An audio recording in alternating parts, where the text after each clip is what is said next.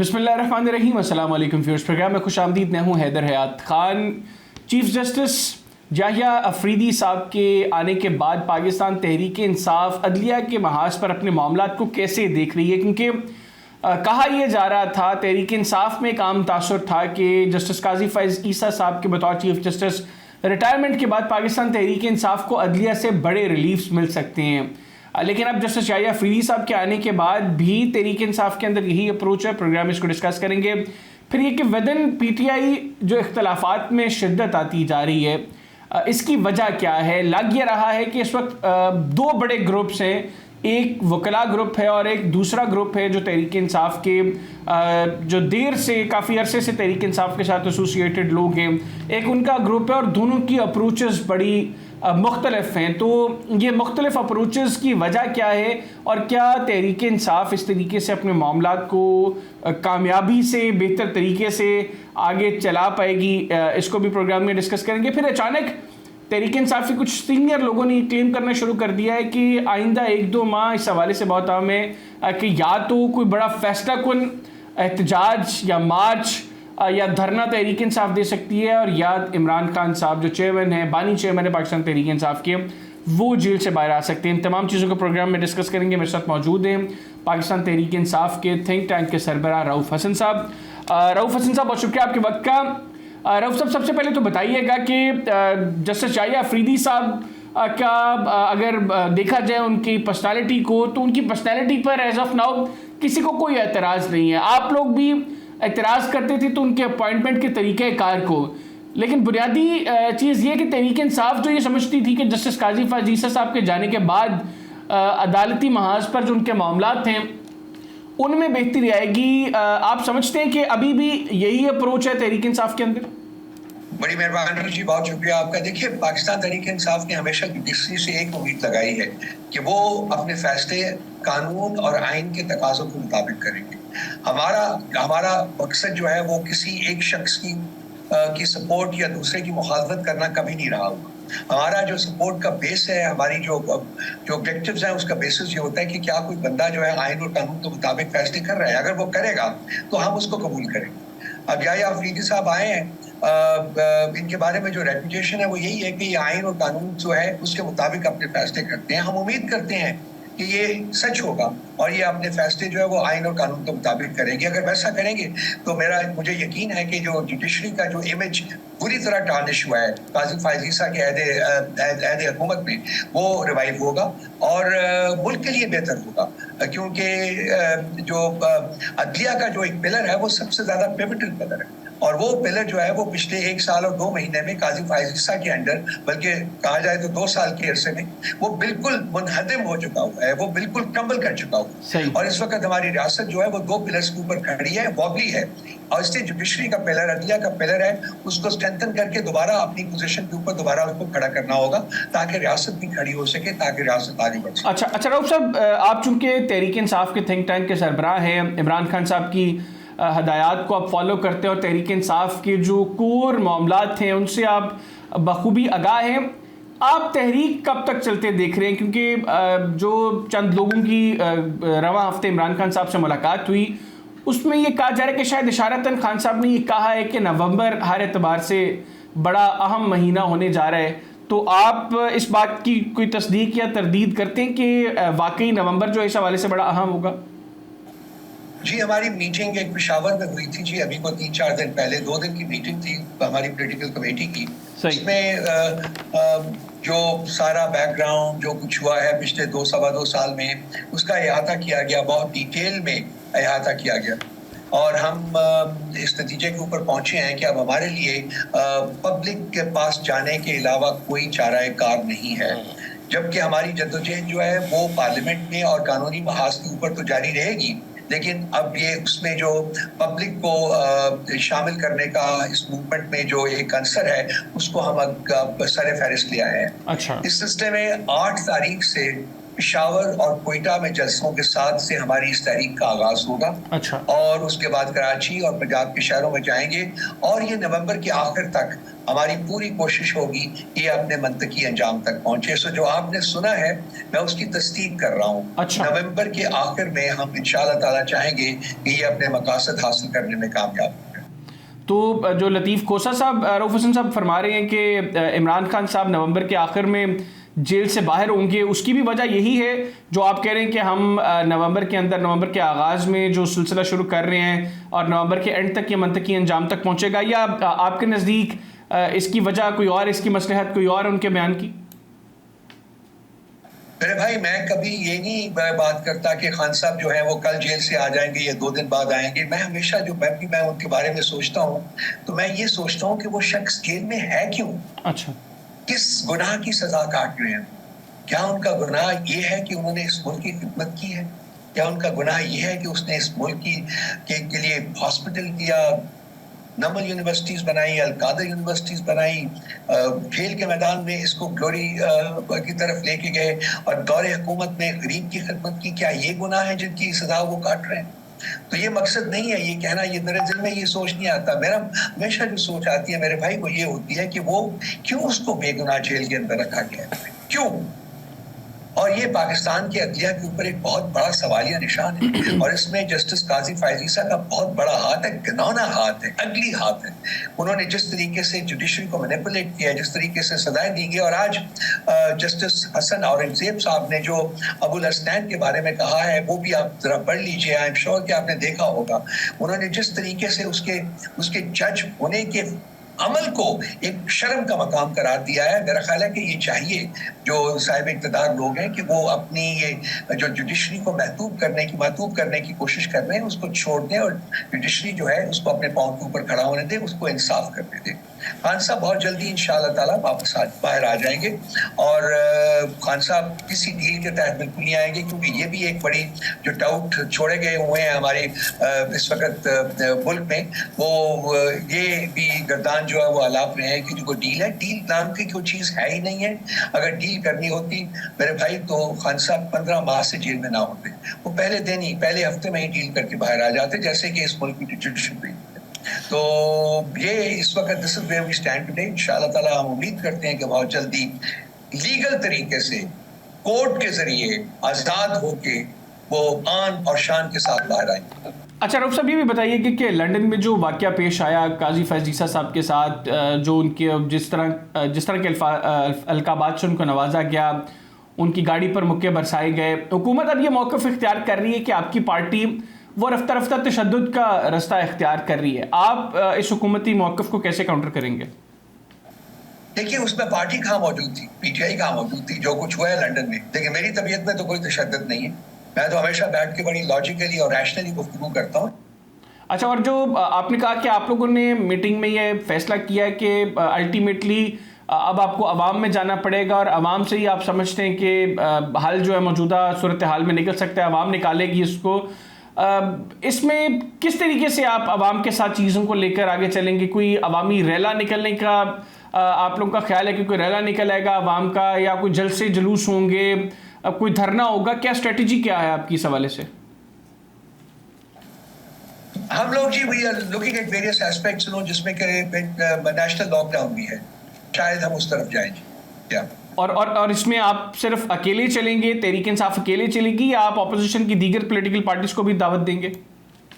देखिए, इस वक्त ये सारे फैसले जो हैं ये पाकिस्तान तहरीक इंसाफ के प्लेटफॉर्म से हुए हैं। अच्छा। ये पार्टी फैसला करेगी कि हमने अपनी बाकी जो इत्तेहादी जमातें हैं उनको भी कॉन्फिडेंस में लेना है, अपने साथ मिलने का कहना है। कोई गैर मुनासिब बात नहीं है, बल्कि बहुत मुनासिब बात होगी कि हम उनको भी कहें। फैसले जो है वो पाकिस्तान तहरीक इंसाफ ने किए हैं, उनके प्लेटफॉर्म से हुए हैं। हमारी अपनी पोलिटिकल कमेटी की मीटिंग में ये फैसला। अच्छा रऊफ हसन साहब, आप लोगों ने एक पिटीशन दायर की हुई है ऑलरेडी मखसूस नशिस्तों के हवाले से तौहीन अदालत की, और एक और पिटीशन आप लोगों ने 26वीं आईनी तरमीम के खिलाफ भी दायर कर दी है। आपने कोई हिकमत अमली ऐसी बनाई है जिसमें आप लोगों के इन केसेस के फैसले जल्दी आ सकें? देखिए, जो जुडिशरी में जो चेंज आया है काजी साहब के बाद, मेरा ख्याल है कि वो उसमें कोई एक फ्रेश ताज़ा हवा का झोंका सा महसूस हुआ है हमें, और उन्होंने आके जो 2-3 दिनों में जो फैसले किए हैं वो इंतहाई हौसला अफजा हैं। और और वो जजेस जिनको कि एक बिल्कुल गैर आईनी तरीके से डिसमिस किया गया था या डेलीगेट किया गया था अपनी पोजीशन से, उन्होंने उसके ऊपर दोबारा नए चीफ जस्टिस साहब ने उनको दोबारा उनके ऊपर उनको फाइज किया है। तो हम उम्मीद करते हैं कि इसी तरीके से जो बाकी फैसले हैं वो भी ठीक होंगे और वो मुकदमा जो कि साल से भी ज्यादा अरसा हो गया है, जो कि जिनको फिक्स नहीं किया गया हियरिंग के लिए, इंक्लूडिंग ये जो 2 मुकदमा जिनका आपने भी जिक्र किया है, मेरा ख्याल है कि ये बहुत जल्दी फिक्स होंगे और इंसाफ के तकाज़ों के मुताबिक इनके बारे में भी फैसला होगा। इस सिलसिले में जो मंसूर अली शाह साहब का जो सीनियर प्यूनी जज जो है, उनका जो एक मैकेनिज्म है पेंडेंसी को डील करने के लिए, वो भी सुप्रीम कोर्ट ने अप्रूव किया है, यूनानिमसली अप्रूव किया है। तो मेरा ख्याल है कि वो भी कारगर होगा मुकदमात के फैसलों में तेजी लाने का जो अमल है उसमें। और हमें उम्मीद लगा के बैठे हुए जो जुडिशरी से, अदलिया से हमारी हमेशा उम्मीद रही है और अब भी उम्मीद है कि वो जो आइंदा के फैसले होंगे वो आइन और कानून के मुताबिक। अच्छा रऊफ साहब, ये भी बताइए कि सानिया निश्तर साहिबा ने सेनेट की नशस्त से मुस्ताफ़ी होने का फैसला किया है, इसकी असल वजह क्या है? देखिए, सानिया निश्तर साहब इस वक्त दुनिया की एक लार्जेस्ट फार्मास्यूटिकल कंपनी है, उसकी चीफ एग्जीक्यूटिव ऑफिसर के तौर के ऊपर काम कर रही हैं। मेरी उनसे 2 या 3 दिन पहले बात हुई थी और उन्होंने कहा था कि जी वो सोच रही हैं कि वो इस्तीफा दे दें, क्योंकि हालांकि ये मतलब कोई मैंडेटरी नहीं है कि जी इस्तीफा दें, लेकिन वो कह रही हैं कि सवालात उठे हैं कि कॉन्फ्लिक्ट ऑफ इंटरेस्ट है, इस किस्म की बातें। तो बस मैं फिर दोबारा उनसे 1 या 2 दिन में बात करूंगा। खान साहब से मेरी मुलाकात आपको पता 8 हफ्तों से नहीं होने दी गई। उनके पास भी जाऊंगा तो उनसे भी इस सिलसिले में जिक्र करूंगा। फिर वो जैसे जो अहकाम देंगे उसके मुताबिक मैं डॉक्टर साहबा को कम्युनिकेट करूंगा ताकि वो आगे बढ़ सके। देखिए, प्रॉब्लम ये होता है कि अगर वो सेनेटर के ओहदे से इस्तीफा देती हैं तो हम वो सेनेट की सीट जो है वो लूज कर जाएंगे। वो आप जानते हैं सेनेट की जो वर्किंग है उससे आई एम श्योर कि आप कुलियत नागाह है, तो वो सीट एक जो है हम लूज करेंगे। और दूसरी बात है कि वो एक बहुत क्रेडिबल प्रेजेंस थी खान साहब की जो कैबिनेट है उसमें, एहसास प्रोग्राम और बाकी बहुत से और इनिशिएटिव्स जो हैं उनकी वो करता धरता रही हुई। तो हम तो चाहेंगे कि वो सेनेट में मौजूद रहे। अच्छा रऊफ साहब, ये भी बताइएगा कि बुशरा बीबी की रहाई के बाद इब्तदाई तौर पर तो ये खबर आई कि वो बनी गाला में रहेंगी, फिर थोड़ी देर के बाद पता चला कि वो पेशावर चली गई हैं और लाहौर इस मसलहत की बना पर नहीं आई कि लाहौर में कोई मसाइल हो सकते हैं। तो अब उन्होंने लाहौर आने का जो फैसला किया वो लाहौर पहुंची हैं, इसके पीछे वजह क्या है? देखिए, ये बुशरा बीबी के अपने फैसले हैं। मैं तो कम से कम इससे आगाह नहीं हूँ कि क्या क्या मुहरकात हैं किन वजूहात के ऊपर, लेकिन जो मुझे पता चला था कि वो यही था कि जी अल्टीमेटली उन्होंने जमान पाक में जाना है, लाहौर में जाना है। अच्छा, लेकिन अपोजिशन लीडर पंजाब मलिक अहमद भचर साहब ने ये कहा था कि वो बनी गाला इसलिए नहीं रुकी कि बनी गाला बग्ड है, और लाहौर में ना आने की वजह ये है कि उनको ये लगता है कि मरीम नवाज शरीफ साहबा उनको गिरफ्तार करवाना चाहती हैं। तो जिस दिन मलिक साहब ने ये बयान दिया सेम डे वो लाहौर पहुंच गई, इसके पीछे क्या वजह सर?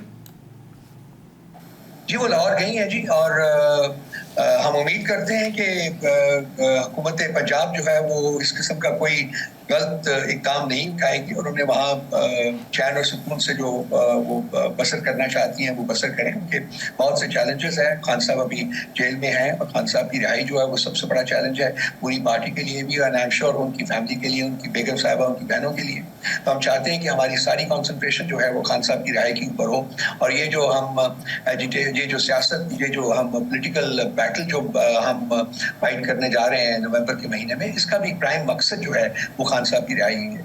तो आई एम श्योर कि हम सब लोग फोकस्ड हैं अपने इस प्रिंसिपल मोटिव के ऊपर, और हमारी तमाम जो सकत और ताकत है वो इसी तरफ डायरेक्ट होगी in the coming weeks and months. और रऊफ साहब, कभी खान साहब ने कहा है कि उनकी बहनें या उनकी अहलिया बुशरा बीबी वो सियासी मामलात में कोई दिलचस्पी लेती हैं, या आप लोगों की मामलात के अंदर, मीटिंग्स के अंदर या सियासी फैसलों के अंदर खान साहब की बहनों ने या बुशरा बीबी ने कभी कोई मुदाखलत की है? ये आपको पता है कि बसा औकात पब्लिक प्लेटफॉर्म से ये आवाज़ें आ चुकी हुई हैं कि जी खान साहब को चाहिए कि अपने बच्चों को बुला लें या ये कर लें या वो कर लें, लेकिन खान साहब की एक कंसिस्टेंट पोजीशन रही है। उन्होंने कहा है कि मैं इस पार्टी को मारूसी पार्टी नहीं बनाना चाहता, और ये कि मेरी फैमिली का सियासत से कोई अमल दखल नहीं होगा। ये एक प्रोफेशनली मैनेज्ड पॉलिटिकल पार्टी होगी और इंतखाबात के तहत जो भी आगे इलेक्ट होगा वो इस पार्टी को लीड करेगा। अभी तक तो खान साहब हैं, वो जब तक अल्लाह उनको जिंदगी दे, सेहत दे, वो जब तक उनका साया कायम है वही है पार्टी के चेयरमैन, वही हमारे लीडर भी हैं। और देखिए जब ये मौका आया था, जब उनको नाअहल किया गया था, तो उस वक्त अगर वो चाहते मारूसी सियासत को अपनी पार्टी में राइज करना, तो वो अपनी बेगम साहबा को देते या अपनी बहन को देते या अपने बेटों को बुला लेते, कासिम को, सलेमान को बुला लेते, लेकिन उन्होंने वो नहीं किया। और उन्होंने वही किया जो कि एक जमहूरी ज़हन रखने वाला शख्स करता है। उन्होंने कहा जी कि ठीक है, ये साहब हैं, उनको उन्होंने चेयरमैन बना दिया। बाकी सेक्रेटरी जनरल या बाकी और इम्पोर्टेंट लोगों के ऊपर भी आप देखिए कि पार्टी के जो वर्कर्स हैं उन्हीं को उनको उन्होंने अपॉइंट किया। कोई उनकी फैमिली का बंदा जो है इस वक्त किसी पार्टी ओहदे के ऊपर फायज नहीं है। सो ये उनकी जहन की गमाजी करता है, उनकी सोच की गमाजी करता है, और वो इसी तरह से सोचते हैं कि ये पार्टी जो है, इसको पार्टी के जो है वर्कर्स एंड एक्टिविस्ट हैं वही चलाएंगे, वही आगे लेके चलेंगे। अच्छा रऊफ साहब, ये भी बताइएगा कि कहते हैं कि जब किसी से दुश्मनी की जाए तो उसमें इतनी गुंजाइश ज़रूर छोड़नी चाहिए कि कल को अगर आपकी दोस्ती हो जाए तो आपको शर्मिंदगी का सामना ना करना पड़े।